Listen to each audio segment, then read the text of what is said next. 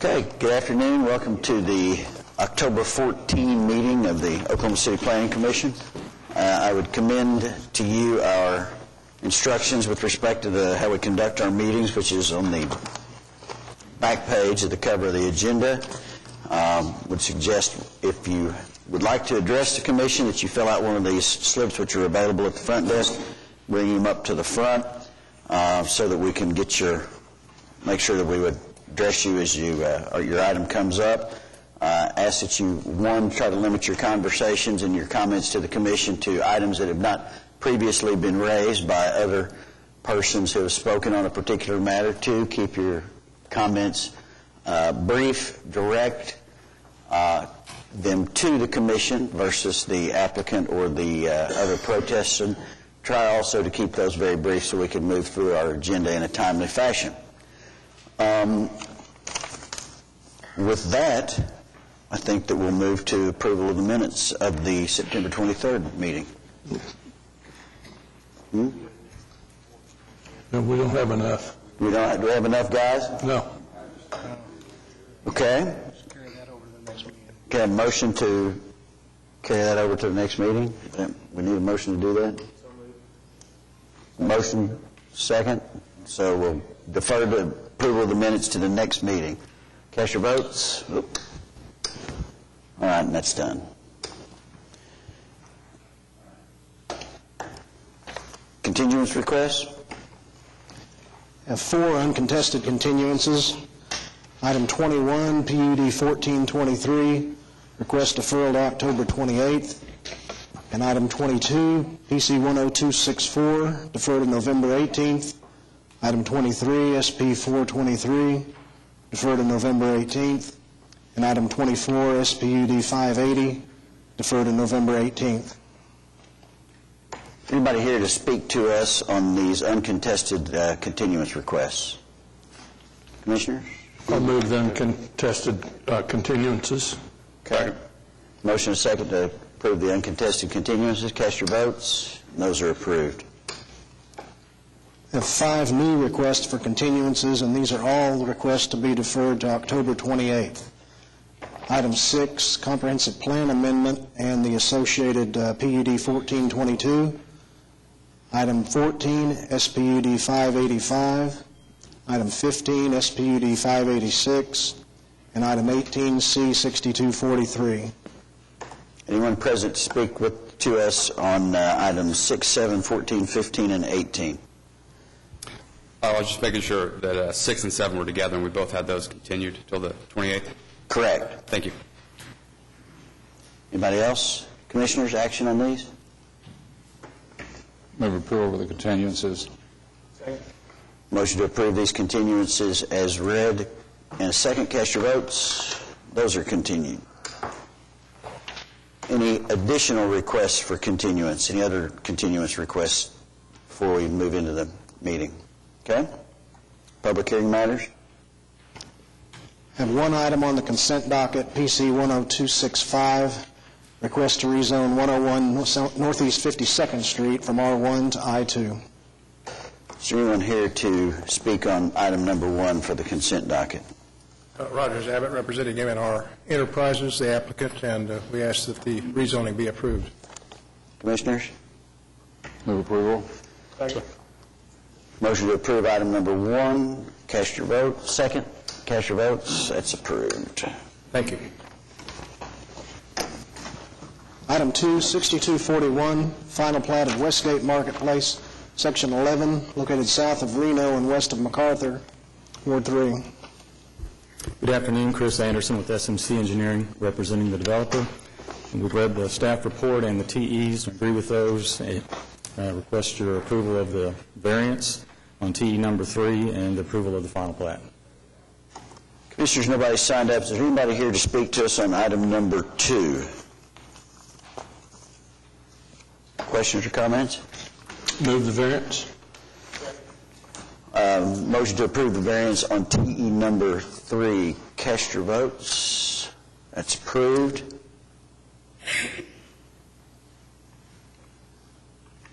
Move the application. Move the application. I'll move the application. Second. Motion is second to approve the application. Cast your votes. That's approved. Thank you, Chris. Item 3, C-6244, final plat of Summers Point Phase 6, located south of Reno and west of Cemetery Road. Again, Chris Anderson with SMC Engineering representing the developer. Agree with the TEs and just request approval of this plat. Anybody speak to us on item number 3? I have a question about this application. Several questions, actually. This is a final plat, and the TE says that the lot sizes that we see on the plat are too small for an R1 designation. My curiosity is, why are we seeing this? Why aren't we seeing the one that you're really going to do? I think there's maybe 1 or 2 lots that they had questions about, and we've checked those, and we believe that those are okay. So those are okay. Yes, Second sir. question is on common area B. There was it looks like 3 lots are encroaching on what you formerly showed as common area B. There was a portion of the common area that was platted with the previous plat. We've redesigned the preliminary plat, and we have encroached into that area. We're replatting that, and we've increased the total amount of common area. So you've traded one bit for another bit, Yeah, right? for a larger bit. That's it. I'll move approval of the application. Motion is second to approve item 3. Cast your votes. That item is approved. Thank you, Chris.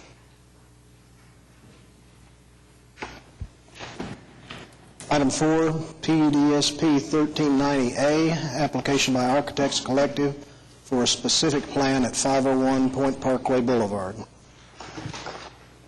Yes, my name is Jeff Raming of Architects Collective, the applicant. I would like to point out in response to the staff recommendations that some of the required parking for this proposed phase were provided in the adjacent first phase when it was constructed. Commissioners, any questions or comments on this application? Anybody here to speak on item number 4? Action? I'll move approval. Second.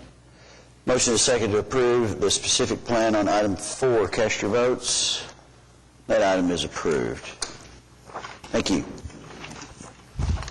Item 5, C-5661, extension of the final plat of Chisholm Run, located north of 29th Street, east of Cemetery Road.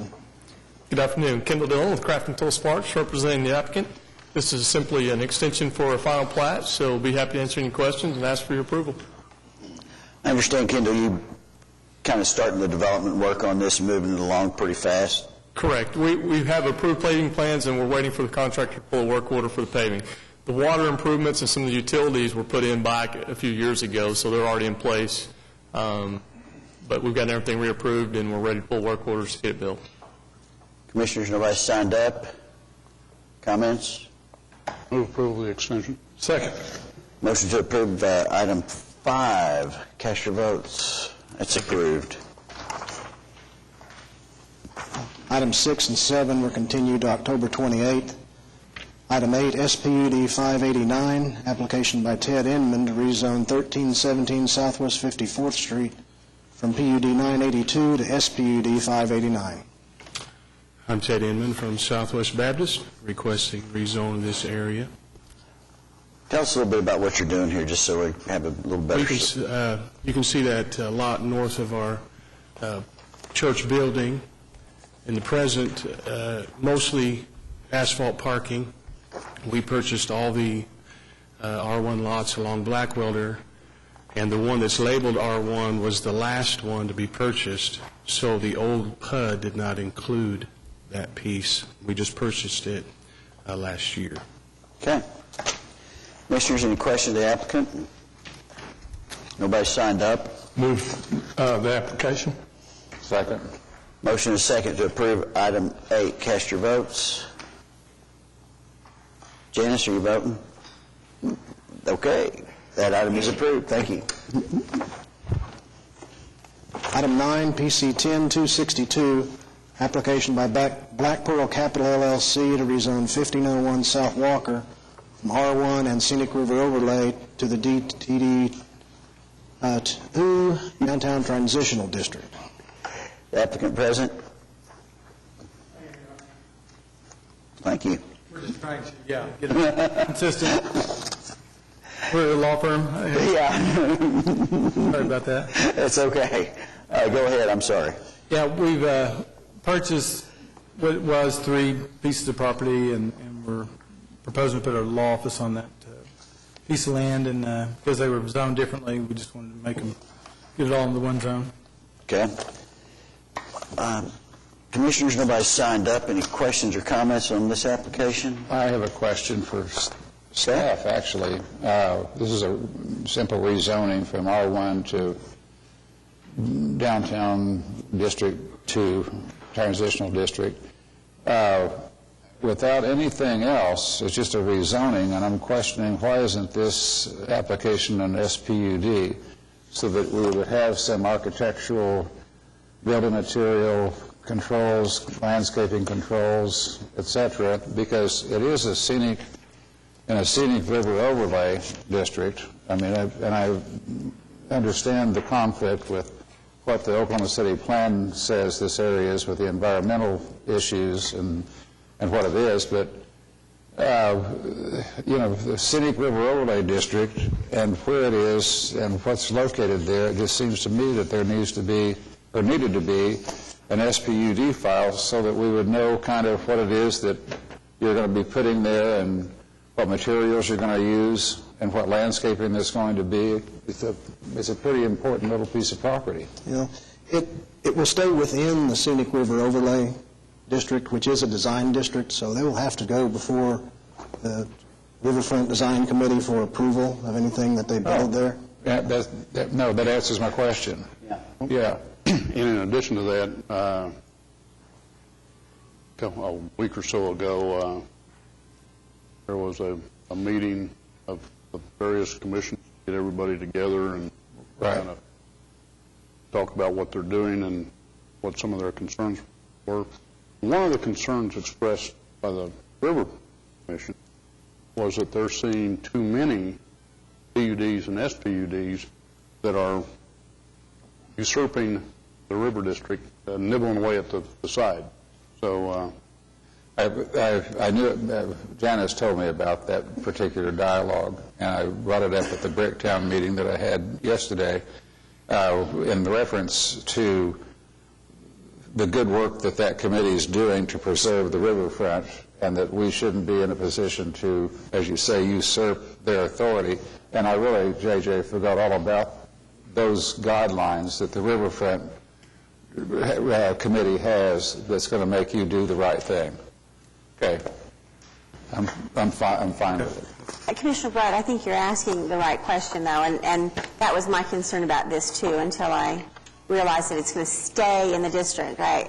The concern that they were expressing was about sort of nibbling away at the edges, about PUDs, SPUDs, taking things out of the district. Here, I think there'll be the right design and control, review, so I don't have a problem with it. Move approval. Okay. Motion and a second to approve item 9. Cast your votes. That's approved. Thank you very much. Item 10, PVO 74, application by Central Oklahoma Habitat for Humanity to vacate a portion of the easement and right-of-way between lots 1, Block 2, and lots 2, Block 8, and Hope Crossing 3. Keith Beatty with Ish & Associates representing the applicant today. I'll be glad to take any questions y'all have. Now, Keith, just give us just a 50 high-level overview exactly what you're doing. You're vacating this one street here to increase your lots along that north boundary there? Yes, sir. There was never a road built in that street at the time we did the Hope Crossing 3 plat. They wanted the right-of-way platted for future connection to the north, but that area is now gone industrial, and so we are requesting that that be vacated and that we put an additional lot on there. Okay. Good. Commissioners, nobody signed up for this. Any questions or comments for Mr. Beatty? Move approval of the application. Motion is second to approve item 10. Cast your votes. That item is approved. Thank you. Item 11, C6245, final plat of Hope Crossing 6, located north of Wilshire and west of North Kelly Avenue. Keith Beatty with Ish & Associates again representing. This is just the plat that goes with that previous item. We'd request your approval on it. We are asking for a variance to technical evaluation number 3, and we agree to meet the others. Okay, Commissioners, with variance on 3 is the interconnection variance. So nobody signed up. Anybody to speak in protest of this? Don't think so. Move approval of the variance. Second. Motion to approve the variance to TE number 3. Cast your votes. That's approved. Move approval of the application. Second. Motion is second to approve the application to item 11. Cast your votes. That's approved. Thank you. Item 12, SP 425, application by BCM Oklahoma LLC for special permit to operate a sand quarry in the R1 district and AA district located at 8900 East Hefner Road. Yes, sir. Good afternoon. Jeff Canty representing the applicant. We request your approval of the application for this operation. So you've been doing this at this location since 1980? Well, BCM actually has been there since 2008, but it was operated by Sand Schwartz, or Schwartz Sand, and also by Stevens Trucking, Sand Trucking. Okay. This is just an extension of the existing application. SP 301 expired, and we are requesting a renewal. Okay. And what is the term you're requesting? Excuse me? The term? It's 10 years. 10 more. Additional. 10 years. I did like to note that in your information that you did receive, there was perhaps a typo. We're reapplying for the exact same conditions that we had before. In your packet in front of you, it says we will operate till 2 p.m. Monday through Friday. That's actually 2 a.m. And that's what was approved in 301. I have only one question, and it's to staff. Are the reclamation procedures what they've agreed to do once this special permit expires, if you don't get another extension? I mean, you can go on, but has there been anything changed from 10 years ago that might have been imposed upon a dredging operation like this in the last 10 years? Is there anything that should be added to a special permit for reclamation purposes that might not have been thought about 10 years ago? If there is, we've used our current requirements that we would use today for brand new, if this were to come in new. That's what I want. There may be something different, but I think no. I just didn't know if you were using the 10 year ago when. No, we're up to date. Okay. Yeah. The question I had was about whether just the maps and aerials that I have don't really give me a feel for residential development in this area. 10 years is a long time in the development world, especially residential development, it seems like in Oklahoma City, although maybe the next 10 won't be quite so quick. But I mean, are there any concerns that we ought to have about protectivity? I mean, 2 a.m., that's, wouldn't want that within earshot of my house. But are there concerns that we ought to have about residential development that I realize will be coming to this existing use, but any issues there we ought to be thinking about? Well, and that's generally why you put a time limit on these and revisit them. So 10 years, if things change, you get another look at it. 10 years is a long time. If I may make a comment, the truck traffic and the scale use and everything does not occur. We're all electric, so it's a very quiet dredging operation. So the trucks running up down the road, there's no scales or loading during after about normal business hours, 5 or 6 We've o'clock. had no complaints over the last 10 years that they've been operating. If I may comment on future development, residential, there's a portion of the operation in the floodway, and we do have a permit for that issued by the city. And the rest of it is in the floodplain, so there probably will not be any residential development around us. We do have one neighbor as you can see, to the northwest there, and we have a 500-foot offset. I think your codes require 200 feet, so we're 500 feet. And our minimum from our dredging operation is 100 feet, in most areas 200 feet buffer around the entire facility. So there would be adequate buffer between anything that were to come in. Commissioners, nobody's signed up. Any other comments? Action on item 12? Move approval of the application. Motion and a second to approve item 12. Cast your votes. That item is approved. Thank you, sir. Thank you.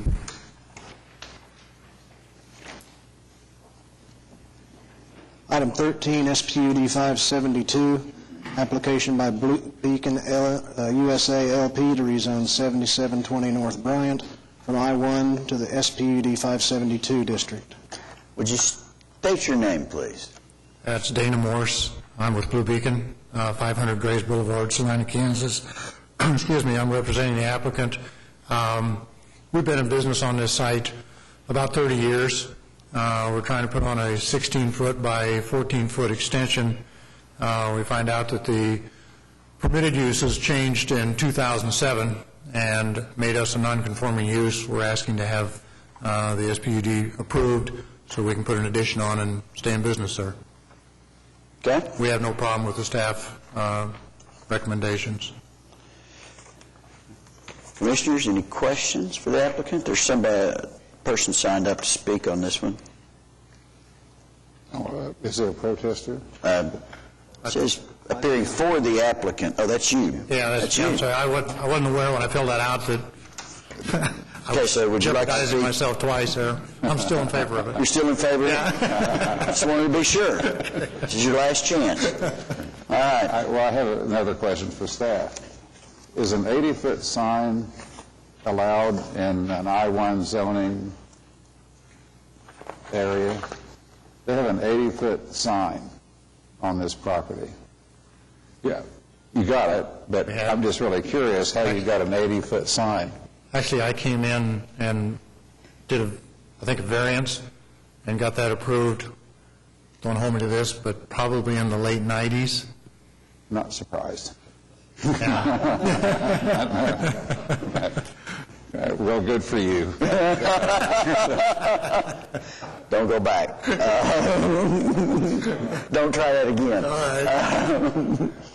right. Any other comments, Commissioners? Nobody else has signed up to speak on this application. I'll move approval. Second. Motion and second to approve item 13. Cast your votes. That item is approved. Thanks, sir. Items 14 and 15 were continued to October 28th. Item 16, C6240, final plat of the Grove South Phase 2, located north of Northwest 178th Street, west of North May Avenue. Good afternoon. David Box on behalf of the applicant. Also with me is Barry Lodge, Matt Austin, Steve Hoffner, and Michael Hoffner. This item was originally, or this is a final plat which conforms to the preliminary plat. In the staff report, the staff had initially asked for a continuance of this item. There were 9 TEs. As of yesterday, I believe staff has all the exhibits and information they needed to make TE 1, 2, 5, 6, 7, 8, and 9 be satisfied. The 2 items remaining after that was TE number 3 and TE number 4. TE number 3 deals with the installation of a eastbound left turn lane off of 178th into the addition. The language has been amended, which I believe you have in front of you, to say that the applicant will pay for the eastbound left turn lane. And to address the traffic signal, Steve Hoffner is here to talk about that. We have dealt with staff and what needs to drive the traffic signal. And the lot count, I believe that's being passed out now. The lot count has been extended, but I'm going to let Steve explain that.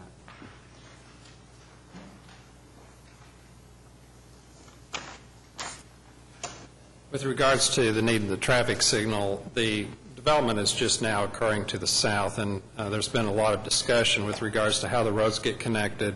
The developer is agreeable to bring the roads down to the south, make the connection to 178th, and the left turn bay will be needed.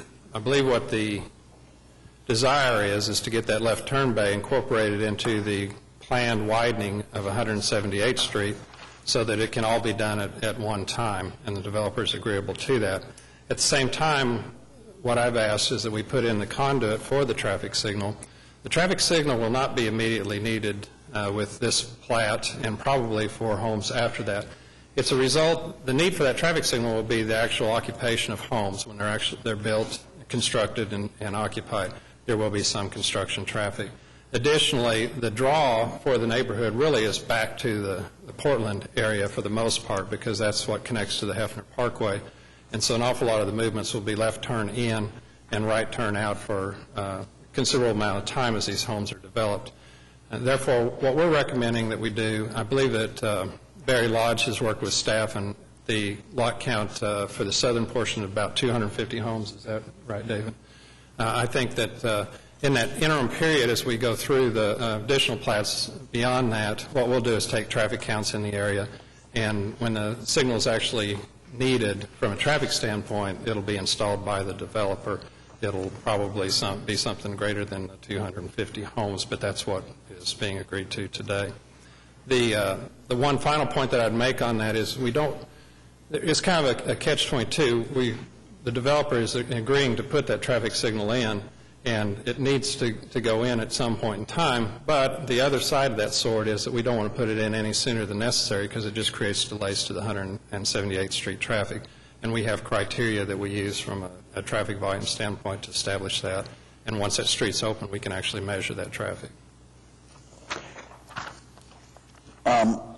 This may be to Mr. Box. I see on the staff report is the 250 lot reflected in the southern portion of this, what's roughly identified as part of, as phase one in our map on the state? I mean, just so I have an idea what the scale of that.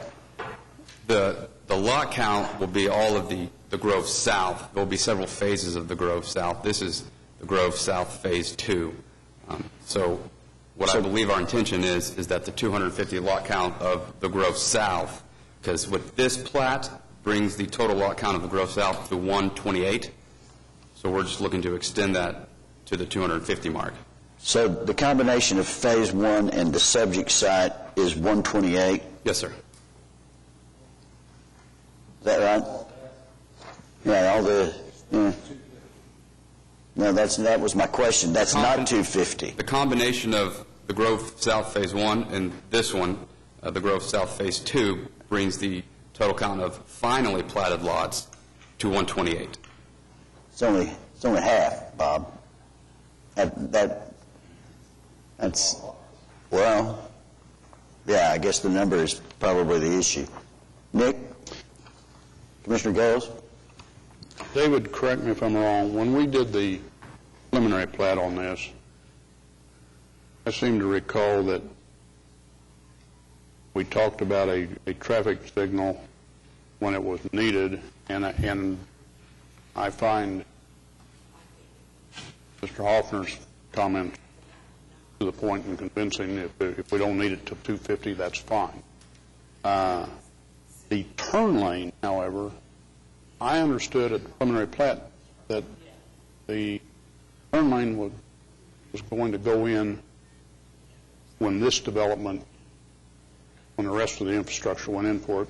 And what troubles me a little bit, and on this revision you've handed us, it says the developer will be responsible for the installation and/or participation in the installation.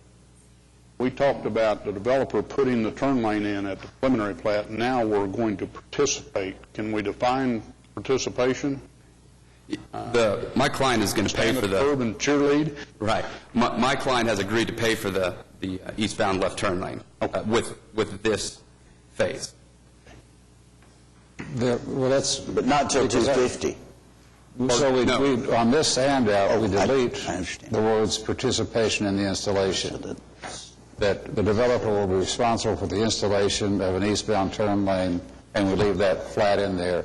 Delete the participation, because I don't understand it. It should be your cost, and we're done with it. Yes, so the reason that it's worded that way is that currently there is a city project under design that will be constructed, and what I've been told is sometime within the next 6 months to a year, for widening 178th to 4 lanes. And rather than the developer going in and building just a standalone left turn lane, that left turn lane will be incorporated as part of the city's widening project. And that's why it's been worded in there as participation, because we'll work with the city and their designer on the widening project. Well, I'd like to see then words to the effect that whatever incremental costs there are involved in the construction of an eastbound turn lane, the developer is responsible for those incremental costs, whatever those might be. And that's the intent. Would that be? So I think potentially just reword TE3, Susan's helping me out here, with the responsible for the incremental cost and or participation with the city in the installation of the eastbound. So we're going to cooperate in the installation, but the incremental costs are those of the developer. Yes, the cost will be paid for by my client on the turn lane. I think, like Barry had said, maybe the wording was such that it was clear that it would be done at the same time as the widening project, so it would be a joint effort with the cost of the turn lane being that of the client. Okay. Whatever language there is, just we got that. Really just clear. Now, then, let's talk about the 250 lots. That kind of bothers me because, I think that ought to be changed to, the determination of our traffic and safety. I don't think there ought to be a number there. And I don't know whether they're still back there or not, but I don't think they'd be comfortable with that either. I think that needs to be changed. So if they're back there, maybe they can come up and make a comment about it. And that's fine. We are, my client understands that when the need is there, that's going to be a cost that they'll pay, but they would like to defer it to the time when the need is there, when the traffic count dictates that a traffic signal is needed. But that's, if traffic staff is fine with that. I would definitely be more comfortable with that. No, I don't think necessarily that as a commission we're saying that, gee, you got to do it when first dirt gets turned. I don't think we're arguing. It's the question of, is 250 the right number? Is 200? Is 150? Or is there some other way to define it? Some other way to define it. That's a good point. Is there something else to tie it to? Or should it be left to the determination of some person or department? What I found somewhat compelling was when we looked at the traffic study at the preliminary plat stage and the comments that were just made, there's going to be lots in here and people coming and going, whether it's 100, 200, 300. But the real load on this in the signalization is going to be generated by the commercial development to the south and west, basically. That development is lagging well behind the residential development. So, that's why I'm not necessarily concerned terribly about the 250. I'm fine with Commissioner Allen's suggestion, but traffic staff determine when the signal goes in and put it in too. But, I also said... I think we're all in agreement about what the goal is. It's just, how we get there. And, whatever I think staff is comfortable with, most of us would be comfortable with. Well, in fact, that's what the traffic study says, that the phase when the commercial was to go in was when the signal was to go in as well. That's my recall, that was going to be certainly a driving force. Yeah, the actual phases haven't kept up with the anticipated phases. We're fine with the need and the traffic counts. When they say that a turn signal is needed, then we'll install it. So we are agreeable to that. So now, TE number 3. So we'll say then that the traffic signal at this will be installed at the developer's expense as determined by traffic counts. Traffic counts in the Traffic Commission? Traffic Commission. Okay, Traffic Department? Traffic Commission? No, it's Department. Traffic Management. All right. Agreed? Dave? We agree. You may be 300. Who knows? It may be. Could be a better deal. Might be 128. So that's whatever TE number 3 now says. That is what we are agreeable to. Moving on to TE number 4. TE number 4 deals with the amenity issue. We had previously wanted to defer the amenity until another phase. As late as yesterday afternoon, about 4, we have agreed to do an amenity. We have submitted to staff an exhibit showing both the location of the amenity within this platted section and describing the type of amenity.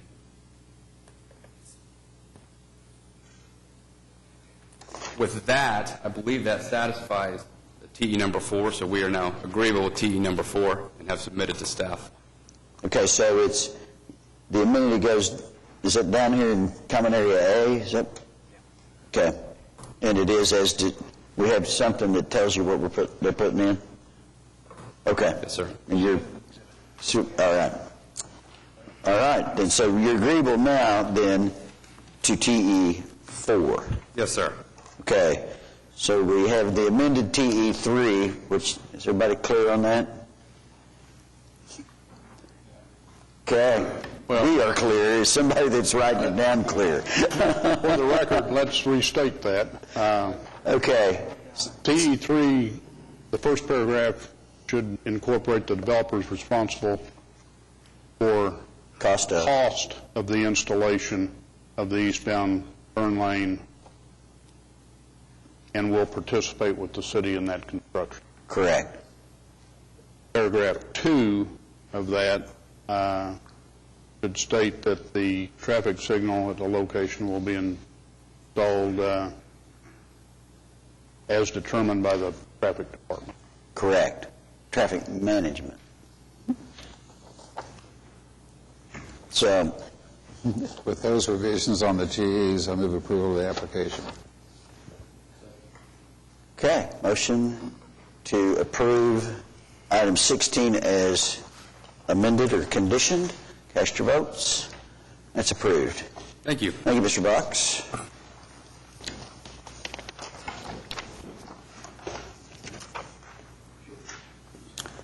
Item 17, V5 5725, application by Spirit Bank requesting a variance to Section 4.6 of the subdivision regulations for the Vizcaya addition, Section 1.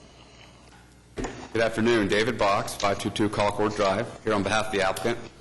Our application today is seeking approval for a number of variances. I think it's 45 lots in total to the subregs requirement of the surety bond being released prior to certificates of occupancy being granted.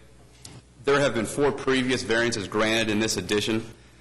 This one's a little different in that instead of it being one lot at a time like the 4 previous ones have been, this is all coming together as one application to do it all at once instead of coming back before the commission on separate items. The staff has recommended approval. I've worked with the municipal counselor's office on this. The public improvements were completed about 2 weeks ago. They weren't completed correctly, so they are now fixing the public improvements, and I believe will be completed shortly, from what I'm told.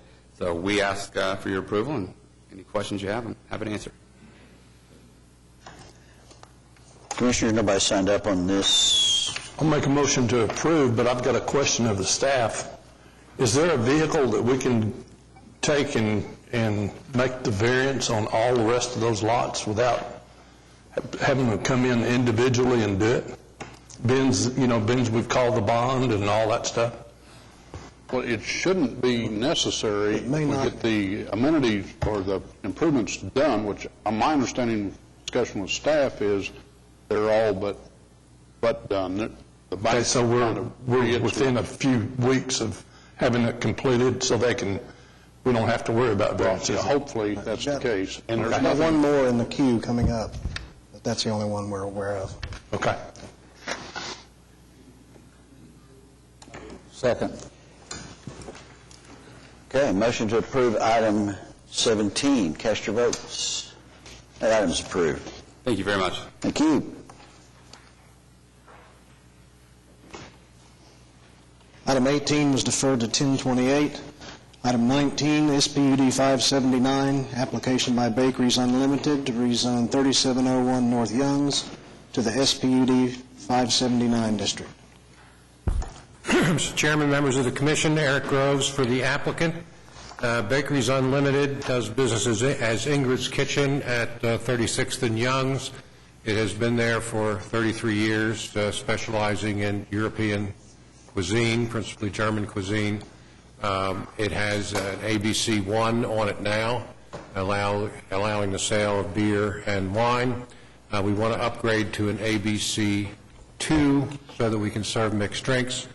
In exchange for that, we agreed that we would bring this as a SPUD, a limited-use SPUD, and so we filed it that way. The staff issued a number of TEs and suggested that rather than just eliminate C3 uses, the land is zone C3, incidentally, that we come back and just put in those uses that we would be permitted to have. So we have limited those to uses which cover a restaurant and a bakery, and then ABC2.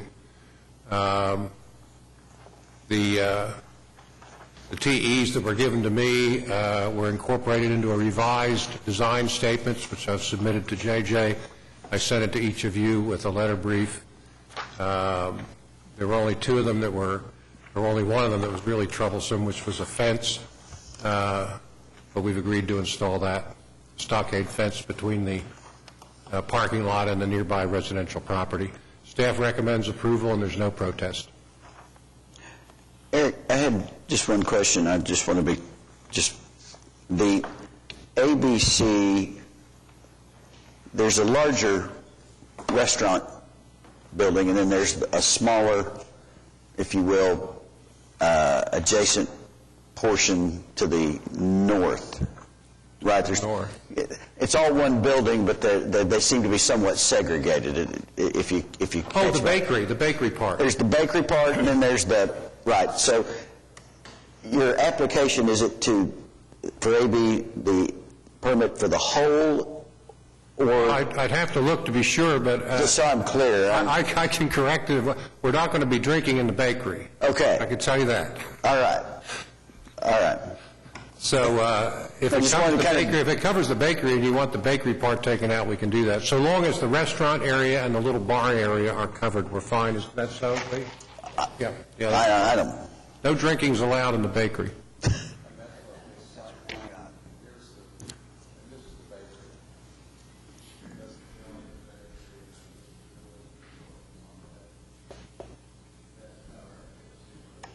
So the proposed, okay. All right. We can make that clear. I think we're all, I think I'm clear. We can make it clear when we go before council if there's an issue. Yeah, understood. All right. Commissioners' comments on the application? Any protests? No. Nick, you got something? no, I was going to point out, it appears that they've pretty much done everything they can do in this case.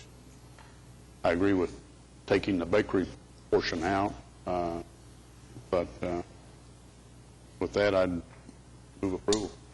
A second. Motion to approve item 19 and a second. Cast your votes. That item is approved. Thank you. Item 20 is resolution of the Oklahoma City Planning Commission amending Section 511 of the subdivision regulations as they relate to the comprehensive plan. So this is a motion to approve, right? the resolution. This is the subdivision regulation amendment we've tried to pass a couple of times, didn't have enough votes. I think we got enough today. Yeah. Commissioners, any questions or comments on item number 20? Move approval of the amendment. Motion second to approve item 20. Cast your votes. That item is approved. All right.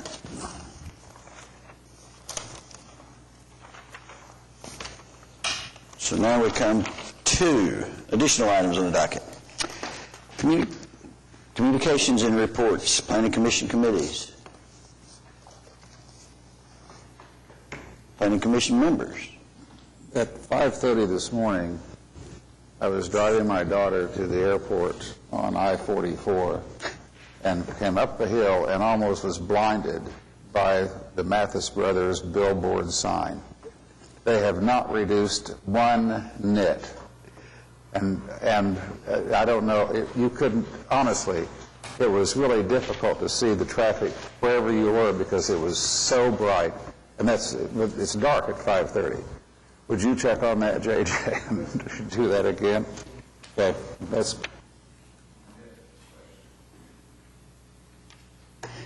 Okay. Planning Department. Development Services. Municipal Counselor's Office. Okay, so we need to vote.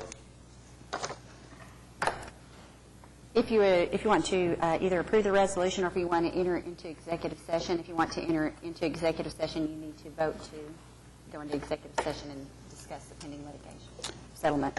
Get a motion on that, please? I'd move go into executive session and discuss this. Motion to adjourn to recess to executive session. And second to do so. Cast your votes. Okay, so we'll move in recess into executive session.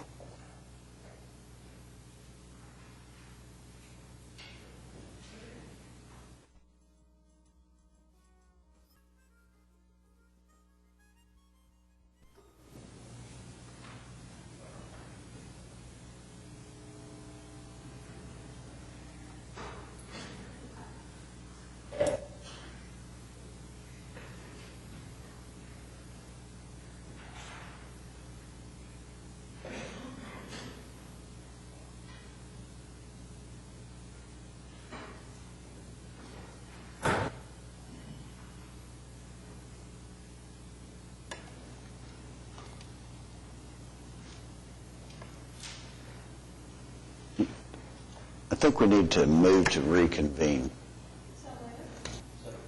Motion second to reconvene our meeting, and that is approved. Okay. Item E1, a resolution of the Oklahoma City Planning Commission authorizing and directing the municipal counselor to enter into agreed settlement in the Oklahoma City District Court case of Lone Oak Investment versus the City of Oklahoma City and the Oklahoma City Planning Commission, case number CV 2010-883. Commissioners, there's a person signed up to speak to us on this matter. I think we're all pretty versed in this. Mr. Fudge, would you like to approach, please?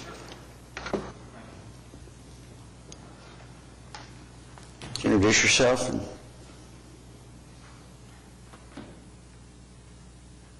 Randall Fudge, 16316 Dustin Lane.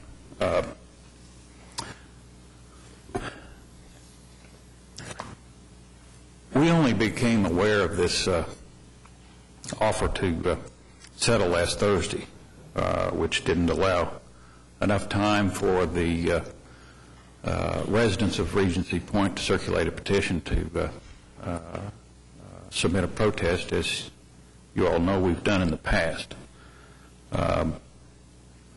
Previously, we filed protests containing signatures of 140-plus residents of Regency Point alone, not to mention those of Rose Creek and others.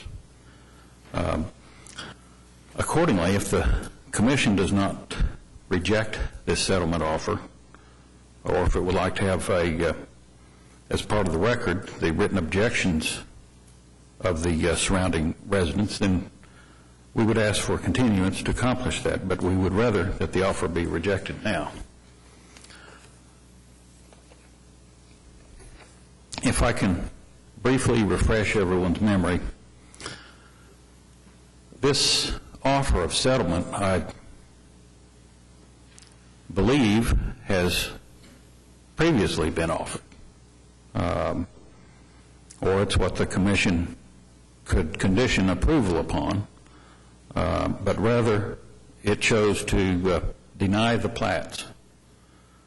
These plats have been denied. This plat has been denied 3 times unanimously prior to today because of the lack of infrastructure in place today to support this development. Nothing has changed.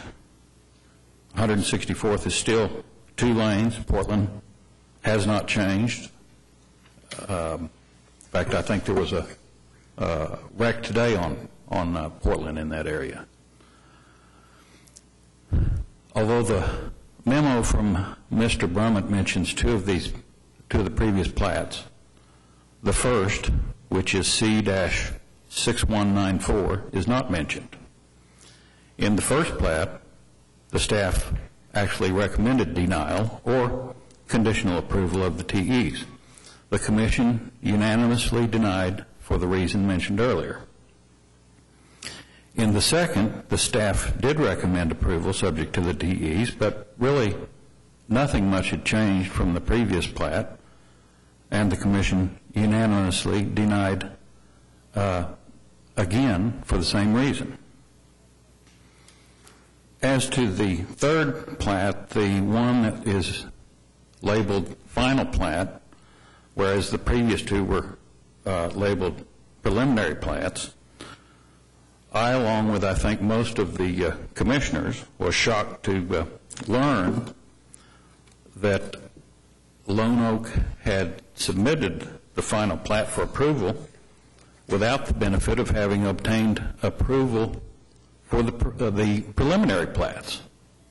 I didn't think this could be done, but I was told that was okay. Today you've got before you what is called an offer to settle, but as I've said before, it's all been done before, so what kind of offer is that? To me,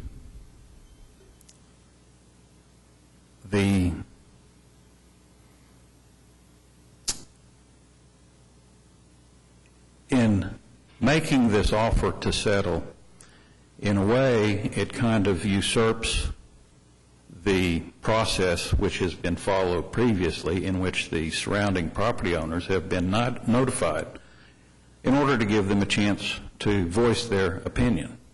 To my knowledge, this hasn't been done.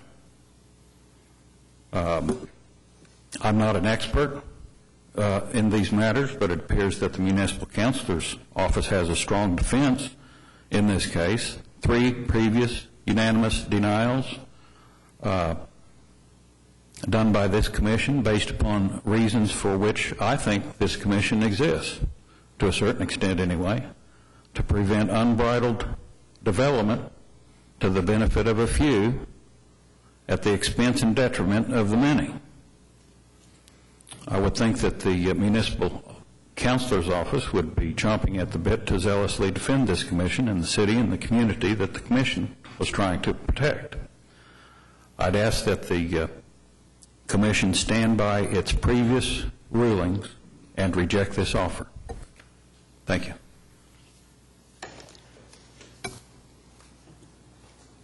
Commissioners, any questions, Mr. Fudge?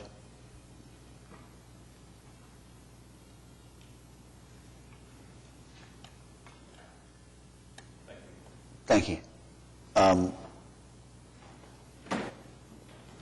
Is anybody present for the applicant? Just, I don't know if you want to speak or if you feel you need to, just asking. Mr. Chairman, William Comstock, here on behalf of the applicant. I don't really have anything to add. The motion that has been filed in the court speaks for itself. It's been reviewed by municipal counselor's office, And if it wishes to be challenged by a third party, there's a process that's available. And I have nothing other to add, and the commission will make its decision accordingly. Thank you. Thank you, sir. Commissioners, action on item E1.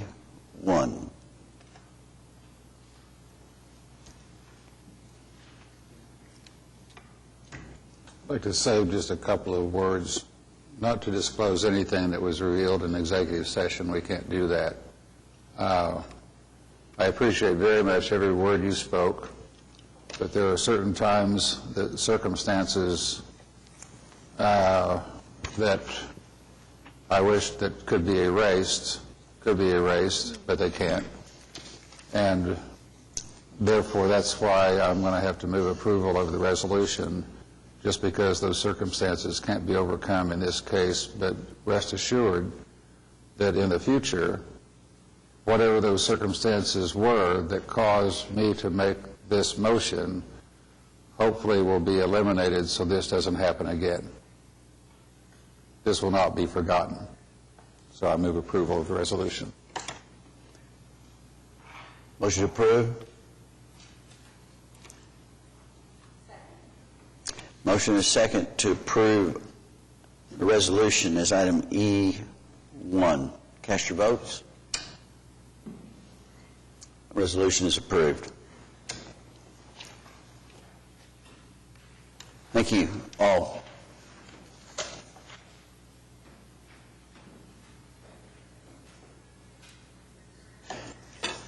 Next item is citizens to be heard. Don't see anybody out there. Other business? Anything else from the commissioners? Motion to adjourn. Cast your votes. We're adjourned.